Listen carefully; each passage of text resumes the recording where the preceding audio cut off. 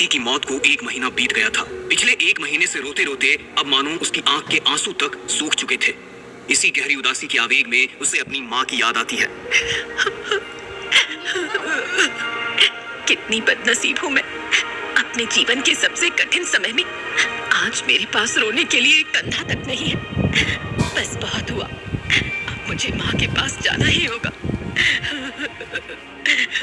अगली सुबह ही पल्लवी अपनी 10 साल की बेटी को लेकर मुंबई के रेलवे स्टेशन पहुंच जाती है, जहां से वो पुणे की टिकट लेकर अपनी बेटी निशा के साथ ट्रेन में बैठ जाती है। मम्मा, हम ट्रेन में बैठकर कहाँ जा रहे हैं?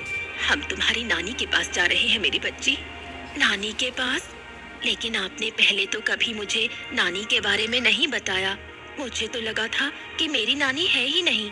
बस कुछ बातें हैं बेटा जो मैं अभी तुझे समझा नहीं सकती।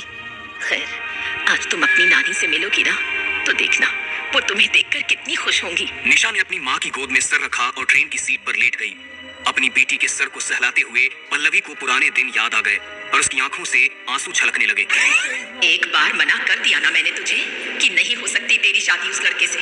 गैर धर्म के लड़के से शादी करवा के समाज की नजर में गिरना नहीं है हमें। प्लीज माँ, तुम्हें समाज की ज्यादा फिक्र है या अपनी बेटी की?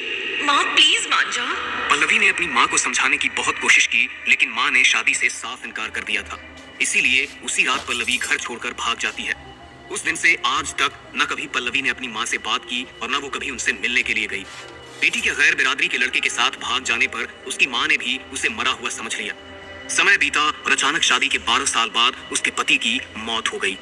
पति के जाने के बाद अब पल्लवी बिल्कुल अकेली पड़ गई थी। इस कठिन समय में पल्लवी को अपनी माँ के अलावा दूसरा कोई सहारा नजर नहीं आ रहा था। इसीलिए वो अपनी माँ से मिलने जा रही थी। पुणे रेलवे स्टेशन पर उतरकर उसने वहां से अपने घर के लिए टैक्सी की। इतने सालों बाद अपनी माँ से मिलने के लिए उसका मन बहुत भारी हो रहा था। घर के 200 मीटर दूर से ही हर तरफ घनी झाड़ियां और जंगली घास फैली नजर आ रही थी। घर के आंगन की हालत देखकर ऐसा लग रहा था जैसे न जाने कब से आंगन में झाड़ू तक नहीं लगी है। पल्लवी का मन आशंकाओं से घिर गया था। कांपते हाथों से उसने घर का दरवाजा खटखटाया, लेकिन दरवाजे पर ताला लगा हुआ था। अरे, दरवाजे पर तो ताला लगा हुआ है। ताला तो लगा हुआ है, लेकिन आज से नहीं, पिछले 12 साल से। पल्लवी ने पीछे मुड़कर देखा तो वहां उसके पड़ोस में रहने वाली शांति काकी खड़ी थी। वो चलकर पल्लवी के पास आई। जब तू अपनी माँ को छोड़कर चली गई तो लोगों ने तेरी माँ का जीना मुश्किल कर दिया था। इसलिए वो बेचारी मुंह छुपाकर यहाँ से अपने गांव चली गई थी। चली जा अपने गांव, शायद तेरी माँ तुझे माफ कर दे। काकी की बातें सुनकर पल्लवी का मन धक से रह गया था। उसने अपना सामान उठाया और बस पकड़कर अपनी बेटी के साथ अपने गांव की ओर निकल पड़ी। गांव पहुंचते पहुंचते उसे शाम के लगभग 8 बज गए थे। यहाँ का आंगन भी धूल, मिट्टी और जंगली बेलों से घिरा नजर आता था। हिम्मत जुटाकर पल्लवी जैसे ही दरवाजा खटखटाने के लिए आगे बढ़ी तो देखा कि दरवाजा तो पहले से ही खुला हुआ है। वो अपनी माँ को पुकारती हुई अपनी बेटी के साथ घर के अंदर दाखिल हुई। अंदर का नजारा देखकर पल्लवी हैरान रह गई थी। घर में हर जगह धूल, मिट्टी और मकड़ी के जाले लगे हुए थे, जैसे कई सालों से घर में साफ सफाई की ही ना गई हो। माँ, माँ, कहाँ हो तुम? माँ, नानी माँ, नानी माँ। पल्लवी ने अपनी माँ को कई बार आवाज दी, लेकिन कोई जवाब नहीं आया। मम्मा, लगता है नानी माँ यहाँ पर नहीं रहती। हम कितनी देर से उन्हें आवाज लगा रहे हैं और आप घर की हालत देखो ना, लग नहीं रहा कि यहाँ कोई रहता होगा। काफी देर तक आवाज देने के बाद भी जब पल्लवी की माँ बाहर नहीं आई तो पल्लवी को भी लगने लगा कि वाकई उसकी माँ यहाँ नहीं है। जैसे ही अपनी बेटी का हाथ पकड़कर वो घर से बाहर जाने को हुई, अचानक ही स्टोर का दरवाजा खुला और झुकी कमर और सफेद झुर्रीदार चेहरे के साथ उसकी माँ बाहर आ गई। माँ का शरीर किसी बेजान मुर्दे की तरह लग रहा था। उन्हें देखकर लगता था मानो कई दिनों से उन्होंने ठीक से खाना तक नहीं खाया है। उन्होंने एक नजर भरकर पल्लवी की तरफ देखा और फिर नजर घुमा ली। माँ, कैसी हो तुम? मैं अपनी गलती सुधारना चाहती हूँ माँ। मैं कुछ दिन तुम्हारे पास ही रहूंगी। और देखो, निशा भी तुम्हें देखकर कितनी खुश है। निशा, नानी माँ को नमस्ते करो बेटा। नानी माँ। पल्लवी की माँ ने उन दोनों में से किसी की बात पर भी ध्यान नहीं दिया। वो अपनी छड़ी टिकाती रसोई में गई और उन दोनों के लिए गिलास में पानी लेकर आई। दोनों ने जैसे ही अपने हाथ में वो गिलास पकड़ा, उनके होश उड़ गए और पानी का गिलास उनके हाथ से छूटकर जमीन पर जा गिरा, क्योंकि मिट्टी से सने गिलास में जो पानी था उसके अंदर जिंदा कीड़े रेंग रहे थे। अपनी माँ और घर की ऐसी हालत देखकर पल्लवी अपने आंसू रोक नहीं पा रही थी। मैं जानती हूँ माँ कि तुम्हारी ऐसी हालत मेरी वजह से ही हुई है। तुम्हें देखकर लग रहा है कि तुमने कई दिन से ठीक से खाना भी नहीं खाया। तुम्हारे पास न साफ पानी है न खाना। घर की हालत ऐसी है कि कोई जानवर भी यहाँ रहने से पहले सोचेगा।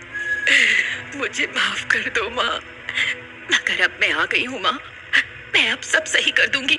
सबसे पहले मैं घर की साफ सफाई कर देती हूँ, बहुत गंदा हो गया है ना। पल्लवी ने घर साफ करने के लिए घर में झाड़ू ढूंढा, लेकिन घर में एक झाड़ू तक नहीं था। घर की हालत देख देख कर पल्लवी खुद को कोसे जा रही थी। निशा बेटा, मैं बस थोड़ी देर में मार्केट से नानी माँ के लिए कुछ खाने को लेकर आती हूँ और साफ सफाई के लिए सामान भी लेकर आती हूँ। तब तक तुम नानी माँ के पास रहना और उनका ध्यान रखना। ठीक है मम्मा। पल्लवी सारा सामान लेने के लिए बाजार की ओर निकल गई। निशा ने अपनी नानी माँ को पहली बार देखा था, इसलिए वो उनसे बात करने की कोशिश कर रही थी। नानी माँ, आपको पता है मेरी मम्मा बिल्कुल आपके जैसी दिखती है। निशा की बात का जवाब दिए बिना ग्रैनी अपने कमरे में चली गई। ये नानी माँ कहाँ पर चली गई? मुझे यहाँ पर अकेले बैठने में बहुत डर लग रहा है। मैं भी अंदर ही चली जाती हूँ। निशा भी कमरे का दरवाजा खोलकर अंदर चली जाती है, लेकिन अंदर गहरा अंधेरा था। निशा ने चारों तरफ नजरें घुमाकर देखा, लेकिन उसकी ग्रैनी कमरे में नहीं थी। दूसरी ओर पल्लवी ने सभी जरूरी सामान ले लिया था। वो घर पहुंचने वाली थी कि तभी रास्ते में उसे गांव के एक पुराने काका मिले। उन्होंने बड़े ही अजीब तरीके से पल्लवी को देखा। क्या बात है, आज इतने सालों बाद गांव आई हो? पक्का अपनी माँ के घर को भेजने का इरादा होगा, है ना? ये आप कैसी बातें कर रहे हैं काका? भला मैं अपनी माँ के घर को क्यों बेचने लगी? मैं तो यहाँ पर अपनी माँ से मिलने आई हूँ। अगर उस घर को बेच दूंगी तो माँ कहाँ जाएगी? क्या? अरे तुम्हारा दिमाग ठिकाने पर है या नहीं? आज से 10 साल पहले लोगों के तानों से तंग आकर बेचारी तुम्हारी माँ ने खुद को खत्म कर लिया था, और तुम कह रही हो कि तुम उससे मिलने आई हो? उसने तुम्हारी वजह से अपनी जान दी। तुम्हें तो उस घर में जाने का भी कोई हक नहीं। आई बड़ी माँ से मिलने आई हूँ। क्या? ये सच नहीं हो सकता काका। मैं तो अभी अपनी माँ से मिलकर आई हूँ और मेरी बेटी तो वहीं पर है। जरूर आपको कोई गलत फहमी हुई है। क्या? गलत फहमी मुझे नहीं बल्कि तुम्हें हुई है। तुम्हारी माँ 10 साल पहले मर चुकी है, और अगर तुम्हारी बेटी उसके साथ है तो पक्का उसकी जान को खतरा है। इससे पहले कि वो तुम्हारी बेटी को कुछ नुकसान पहुंचाए, जल्दी घर चलो। नानी माँ, आप कहाँ चली गई नानी माँ? निशा ने जैसे ही अपनी नानी को आवाज लगाई तो उसे कमरे में किसी की दबी सी हंसी सुनाई दी। ये आवाज, मुझे बहुत डर लग रहा है। नानी माँ, आप कहाँ हो? मैं यहाँ हूँ, आओ मेरे पास आओ। वो आवाज सुनकर निशा ने जैसे ही पीछे मुड़कर देखा तो कमरे के पंखे से उसकी ग्रैनी उल्टी लटकी हुई थी। उसकी आंखें बाहर को निकलकर आ चुकी थी और वो निशा को देखकर बड़े ही भयानक तरीके से मुस्कुरा रही थी, और मुस्कुराते हुए उसके मुंह से एक काले रंग का पदार्थ टपककर फर्श पर गिर रहा था। अपनी नानी का इतना भयानक रूप देखकर निशा जोर से चिल्लाई। पल्लवी काका के साथ दौड़ती हुई अपने घर तक पहुंची, तभी उसे निशा की चीख सुनाई दी। मैंने तुमसे कहा था ना कि तुम्हारी बेटी मुसीबत में है, जल्दी चलो। पल्लवी ने दरवाजा खोलने की कोशिश की, लेकिन दरवाजा तो मानो जैसे जाम हो गया था। पल्लवी के कोशिश करने के बावजूद भी दरवाजा नहीं खुल रहा था। आओ मेरे पास आओ। मम्मा। ग्रैनी अचानक से निशा के ऊपर झपटी और उसे दूसरे कमरे में घसीटते हुए ले गई। नानी माँ, मुझे छोड़ो, मुझे बहुत दर्द हो रहा है। मम्मा प्लीज हेल्प। हे भगवान, अब मैं क्या करूं? पल्लवी को हटाकर काका घर के दरवाजे को जोर से धक्का मारते हैं तो वो टूटकर नीचे गिर पड़ता है। पल्लवी और मोहन काका जल्दी से अंदर जाते हैं। निशा, तुम कहाँ हो बेटा? जल्दी से मम्मा के पास आ जाओ। मम्मा प्लीज बचाओ मुझे, ग्रैनी मुझे मार डालेंगी। तुम कहाँ हो बेटा? घबराओ नहीं, वो तुम्हारी नानी है, कुछ नहीं होगा। पल्लवी ने जैसे ही ऐसा कहा तभी ग्रैनी ने निशा के हाथ को अपने पैने नाखूनों से बुरी तरह खरोंच दिया, जिससे निशा की दर्द भरी चीख पूरे घर में गूंज उठी। निशा कमरे का दरवाजा खोलने की कोशिश कर रही थी, तभी उसे लगा जैसे उसके पीछे से अभी कोई दौड़ कर गया है। काका ने महामृत्युंजय मंत्र पढ़ने की कोशिश की कि तभी ग्रैनी काका को उनके सामने नजर आने लगी। ग्रैनी डरावनी तरह से मुस्कुराई और तभी काका हवा में ऊपर उछलकर जमीन पर जा लगे। नीचे गिरते ही काका बेहोश हो गए और चारों ओर खून फैल गया। पल्लवी ने हिम्मत करके किसी तरह माँ के कमरे का दरवाजा खोला। कमरे में गहरा अंधेरा था, लेकिन एक कोने से निशा की सिसकियों की आवाज सुनाई दे रही थी। मम्मा प्लीज हेल्प मी मम्मा।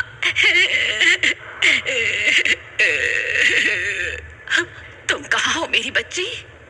मैं जानती हूँ माँ कि मैंने आपके साथ बहुत गलत किया, लेकिन प्लीज मेरी बेटी को जाने दो। उसने तुम्हारा क्या बिगाड़ा है? तू भी तड़पेगी जैसे मैं पल पल तड़पी थी। तभी कमरे में लगी लालटेन अचानक से जल जाती है और पल्लवी को नजर आती है उसकी बेटी किसी छिपकली की तरह छत से चिपकी हुई। अगले ही पल ग्रैनी की आत्मा जाकर निशा के शरीर में समा जाती है और उसी के साथ निशा गुर्राते हुए छत पर रेंगने लगती है। मैं जानती हूँ आपका आखिरी समय बहुत दर्द में बीता है और मेरी वजह से ही आपने अपनी जान ले ली, लेकिन मेरी बेटी बेगुनाह है। आप मुझे मार डालो माँ, इस बच्ची को छोड़ दो। पल्लवी की बातों का ग्रैनी के ऊपर कोई असर नहीं हो रहा था। पल्लवी को देखकर उसने रहस्यमयी सी मुस्कान दिखाई और छत से सीधा जमीन पर कूद गई, जिसके कारण निशा के शरीर से जगह जगह से खून बह रहा था, लेकिन वो अभी भी शैतानी हंसी हंस रही थी। मैं क्या करूं? कैसे अपनी बच्ची की जान बचाऊं? कौन है जो माँ को रोक सकता है? अचानक पल्लवी की नजरों के सामने उसके बचपन की एक झलक दिखाई दी। पापा, मम्मी फिर से मुझ पर गुस्सा कर रही है। आप प्लीज इन्हें कुछ बोलो ना। अरे मधु, क्यों छोटी सी बच्ची पर गुस्सा करती हो? तुम्हें पता है ना पल्लवी प्रिंसेस है मेरी, उसके जो मन में आएगा वो करेगी। तुम भी पीछे पड़ जाती हो। हाँ, खूब बिगाड़ो इसे। आप बोल रहे हैं ना, इसलिए माफ कर रही हूँ। अगर अगली बार बदमाशी की ना तो मुझसे बुरा कोई नहीं होगा। पल्लवी को जैसे ही अपने बचपन की वो बात याद आई, उसने कमरे की दीवार की तरफ देखा जहां उसके पिताजी की तस्वीर टंगी हुई थी। उसने अपने पिताजी की तस्वीर के सामने हाथ जोड़े और रोते हुए उनसे कहा, पापा, बचपन में जब भी माँ मुझे डांटती थी तब आप ही मुझे उनसे बचाते थे। आज आपकी बेटी बहुत बड़ी मुसीबत में फंस गई है पापा। मेरी बच्ची की जान को खतरा है। माँ मुझे समझ नहीं पा रही। आप तो उनका गुस्सा जानते हो ना। एक बार उनको गुस्सा आ जाए तो आपके अलावा कोई उन्हें नहीं समझा सकता। पापा प्लीज, अगर आप अपनी बेटी की बात सुन रहे हैं तो मेरी बच्ची को बचा लीजिए। आपकी बेटी मुसीबत में है। अपनी बेटी की मदद कीजिए पापा। तभी पल्लवी को कुछ गिरने की आवाज सुनाई देती है।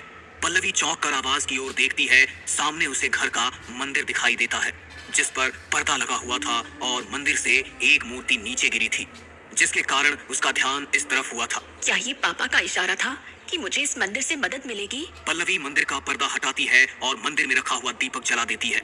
उसी के साथ वो पापा का सिखाया हुआ महामृत्युंजय मंत्र और हनुमान चालीसा का पाठ करने लगती है। तभी उसे सामने मंदिर में रखी हुई गंगा जल की बोतल दिखाई देती है। पल्लवी गंगा जल की बोतल उठाकर मंत्र पढ़ते हुए सीधा अपनी बेटी निशा के सामने जाकर खड़ी हो जाती है। निशा उसे देखकर बुरी तरह से चिल्लाने लगती है। पल्लवी अपना साहस बटोरती है और निशा के ऊपर गंगा जल छिड़ककर हनुमान चालीसा पढ़ते हुए उसके सर पर हाथ रख देती है। कुछ देर तक चिल्लाने के बाद निशा बिल्कुल शांत हो जाती है।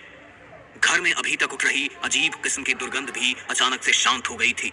पल्लवी निशा का हाथ पकड़ती है और दौड़ते हुए वहां से बाहर निकल जाती है। कहते हैं अतृप्त आत्माएं बहुत शक्तिशाली होती है। उनके क्रोध से बच पाना आसान नहीं होता। निशा की किस्मत अच्छी थी जो वो इतनी बड़ी मुसीबत से खुद को बचा पाई।